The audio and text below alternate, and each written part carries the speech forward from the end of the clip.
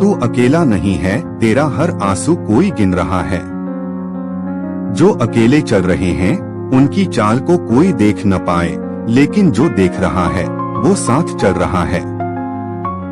जब जीवन में दुख आता है, जब अपनों की बेरुखी चुभती है, जब चारों ओर अंधेरा दिखाई देता है, तब मन यही सोचता है, क्या मैं ही अकेला हूँ इस संसार में? क्या मेरी पीड़ा को कोई समझता नहीं? लेकिन याद रखना, तू अकेला नहीं है। तेरे हर आंसू की गिनती हो रही है। जो तेरी पीठ पीछे दुनिया हंसती है, वही तेरा प्रभु सामने आकर तुझे सहलाता है। भगवान हर आंसू का हिसाब रखते हैं। यथा नाम तदा कर्म, यथा कर्म तदा फलम। जैसा कर्म करोगे वैसा ही फल पाओगे।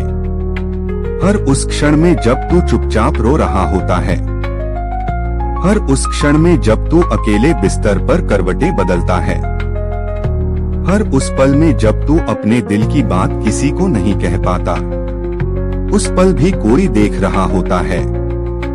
वो है तेरा ईश्वर।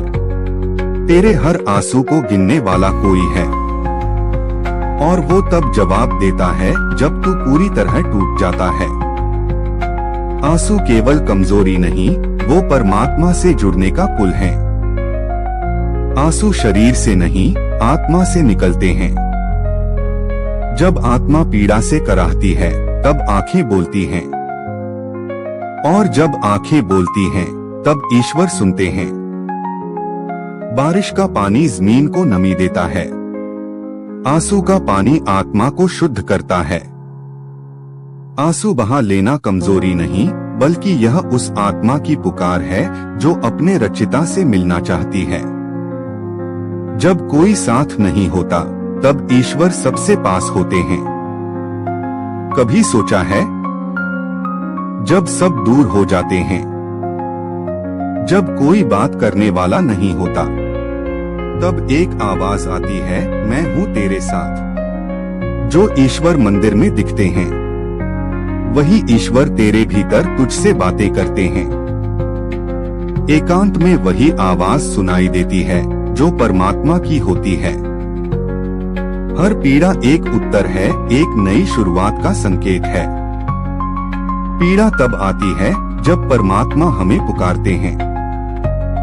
दर्द तब होता है जब आत्मा नया आकार ले रही होती है। जिस तरह सोने को तपाया जाता है, जिस तरह हीरे को तराशा जाता है, उसी तरह इंसान को आंसुओं से संवारता है ईश्वर। तो रोइए लेकिन हारिए मत, गिरिए लेकिन उठना मत भूलिए, क्योंकि तू अकेला न।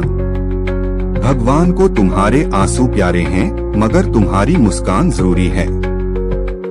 भगवान तुम्हारे दुख से द्रवित होते हैं, लेकिन वे चाहते हैं कि तुम उस दुख को सहकर एक नई मुस्कान के साथ दुनिया के सामने आओ। आंसू बहाना कोई पाप नहीं, लेकिन रोते रह जाना, अपने अस्तित्व को भूल जाना, यह जीवन का अपमान है। तू अकेला क्यों नहीं है? क्योंकि जब माँ नहीं देखती तो भी भगवान देखता है। जब दोस्त साथ नहीं होते तब भी प्रभु का हाथ थामे रहता है। जब सबके फोन बंद होते हैं तब तेरे अंतर्मन से आवाज आती है, तू मेरा है। ईश्वर हर उस व्यक्ति के साथ होते हैं जो खुद को अकेला समझता है। अब क्या करें? जीवन में ये 3 बातों का ध्यान रखना। अकेले हो तो भी मुस्कुराना मत छोड़ो, क्योंकि तेरी मुस्कान तेरे ईश्वर की पूजा है। दुहक में भी किसी को दुहक मत देना। तेरे आंसू गिने जा रहे हैं, वैसे ही तू किसी के आंसू की वजह मत बन। जब जब टूटो 2 घड़ी बैठकर प्रभु का नाम लो। टूटना बुरा नहीं, लेकिन बिखर जाना गलत है।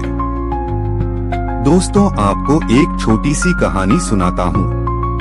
एक बार एक बच्चा था जो बहुत रोता था, कभी माँ से, कभी पिता से, कभी दोस्तों से। सब दूर हो गए। एक दिन वो थककर मंदिर के बाहर बैठ गया और बोला, हे भगवान, क्या तू भी नहीं सुनता? और तभी मंदिर के भीतर से घंटी बजी। एक बुजुर्ग आया और बोला, जो इतनी देर से तेरे आंसू गिन रहा है वो अब तुझे जवाब देने आया है।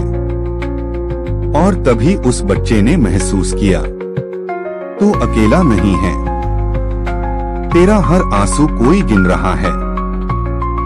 नैन छिंदन्ति शस्त्राणि नैन दहति पावकः न चैन क्लेद्यन्त्यापो न शोष्यति मारुतः। जिस आत्मा के आंसू सच्चे हों उसे कोई मिटा नहीं सकता।